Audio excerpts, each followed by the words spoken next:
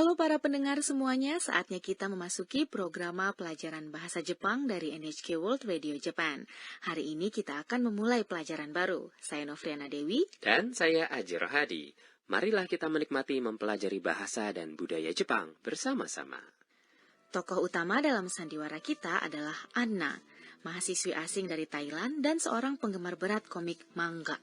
Anna sebelumnya masuk jurusan bahasa Jepang di sebuah universitas di Bangkok. Namun ia ingin belajar lebih dalam di Jepang, maka itu ia datang untuk belajar di sebuah universitas di Tokyo selama 1 tahun. Dalam pelajaran 1, Anna berjumpa dengan pendampingnya di universitas yang bernama Sakura untuk pertama kalinya. Pendamping adalah mahasiswa Jepang yang membantu mahasiswa asing dalam kuliah dan kehidupan sehari-hari. Sakura tengah belajar untuk menjadi guru bahasa Jepang. Kini mari kita dengarkan adegan untuk pelajaran 1. Kalimat kunci untuk hari ini adalah 私はアンナです。 Saya adalah Anna.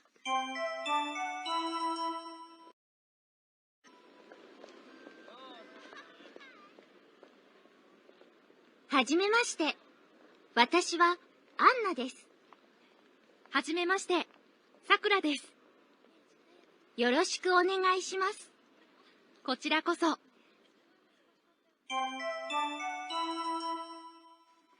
Nah, sekarang saya jelaskan sedikit mengenai adegan tadi. Anna mengatakan, はじめまして。 ini adalah kata sapaan standar saat Anda berjumpa seseorang untuk pertama kalinya. Ungkapan ini tidak ada padanan yang pas dalam bahasa Indonesia, jadi dihafalkan saja ya. Saat seseorang mengatakan kepada Anda, はじめまして。 Anda juga membalasnya dengan はじめまして。私はアンナです。 Saya adalah Anna. Ini adalah kalimat kunci hari ini. 私 Adalah saya. は Adalah partikel penanda topik. apa yang dimaksud dengan topik? Maksudnya adalah topik dari percakapan, yaitu apa yang Anda tengah perbincangkan. Topik bisa jadi adalah subjek kalimat, bisa juga bukan. Dalam kalimat ini, watashi, saya, adalah topik sekaligus subjeknya juga. アンナ Adalah Anna. Saat Anda ingin mengatakan sesuatu seperti kata benda A adalah kata benda B, seperti misalnya, saya adalah Anna. Anda menambahkan kata です。 setelah B dan membentuk predikat. Jadi Anda mengatakannya A wa B des. Jadi saat saya memperkenalkan diri saya mengatakan Hajimemashite, watashi wa Aji desu. Iya kan? Betul sekali. Jadi cobalah memperkenalkan diri menggunakan nama Anda sendiri. Kemudian Sakura menjawab, はじめまして。さくらです。 nah sekarang Anda tahu artinya kalimat tadi. Hajimemashite, saya Sakura. Tunggu sebentar. Mengapa Sakura melengkapi watashi wa? Mengapa ia tidak mengatakan watashi wa Sakura desu? Saya adalah Sakura? Dalam bahasa Jepang, orang sering menghilangkan topik atau subjek jika sudah jelas dalam konteksnya. Di sini sudah jelas kalau orang yang berbicara sekarang adalah Sakura. Jadi akan lebih alami jika Anda tidak mengatakan watashi wa dalam kalimat seperti ini. Jika Anda sering menggunakan watashi wa saat tidak diperlukan, Anda dapat terdengar terlalu sombong, yang mana kurang dihargai dalam budaya Jepang. Wah, saya baru tahu. Sekarang akan saya coba tidak menggunakan watashi wa terlalu sering. Nah, setelah itu kemudian Anna meneruskan, よろしくお願いします。 Anda mengatakan よろしくお願いします。 saat Anda memperkenalkan diri kepada seseorang. Ini seperti senang berkenalan dengan Anda. Artinya secara harfiah adalah saya sangat menginginkan hubungan yang baik dengan Anda. Anda juga dapat mengatakan ini sebagai kata-kata penutup saat Anda meminta seseorang untuk melakukan sesuatu atau membantu Anda. Ini adalah ungkapan yang berguna. Kita sering menggunakannya ya. Ya, mari kita berlatih mengatakannya secara perlahan. よろしくお願いします。よろしくお願いします。 Lalu Sakura menjawab, こちらこそ。こちらこそ。 berarti senang berjumpa dengan Anda juga. Atau secara lebih harfiah adalah harusnya saya yang merasa demikian. Sekarang mari kita dengarkan kembali adegan pelajaran 1. Kalimat kunci hari ini adalah 私はアンナです。 Saya adalah Anna.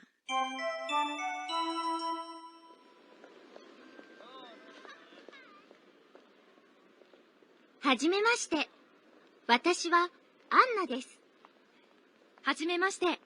Sakura desu. Yoroshiku onegai shimasu. Kochira koso.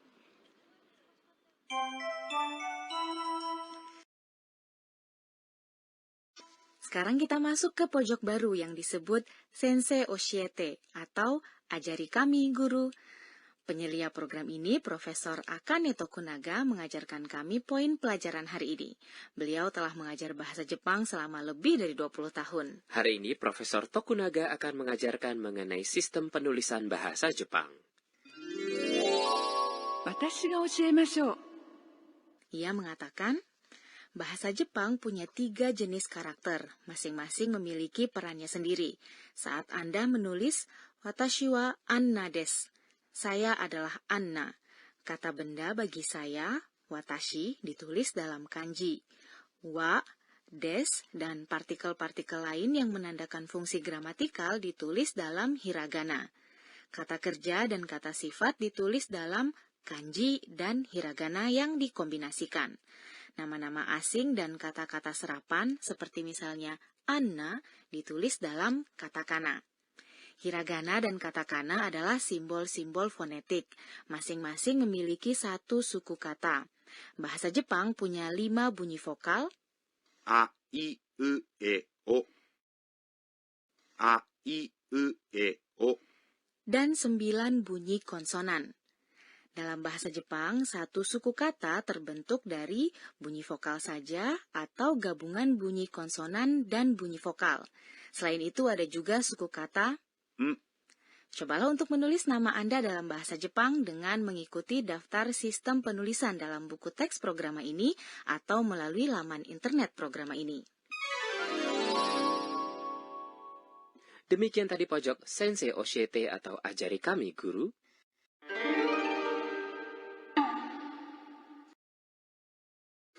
Sekarang saatnya untuk pojok kata tiruan bunyi. Aji, pernahkah mendengar kata onomatope? Misalnya, kukuruyuk untuk suara ayam berkokok dan lain-lain seperti itu kan? Ya, nah dalam bahasa Jepang, ayam berkokok dikatakan コケコッコー。コケコッコー。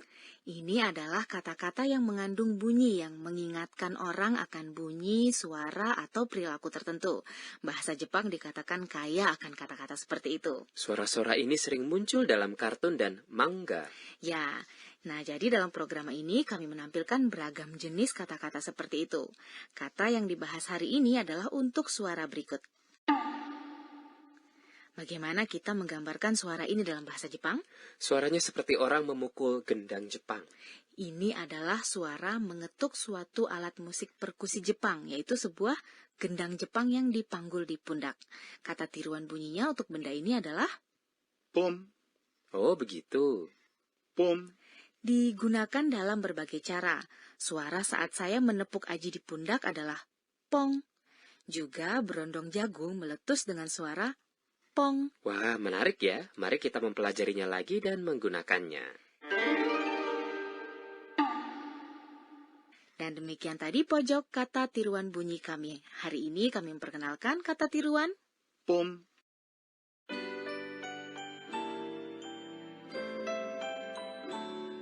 Sebelum menutup perjumpaan, Anna mengingat kembali kejadian hari ini dan bergumam dalam hati. Ini adalah pojok catatan si Anna. Apa yang dirasakan Anna hari ini? Hari ini saat orang bertemu, mereka semua membungkuk. Mereka jarang berjabat tangan. Ini seperti halnya di Thailand.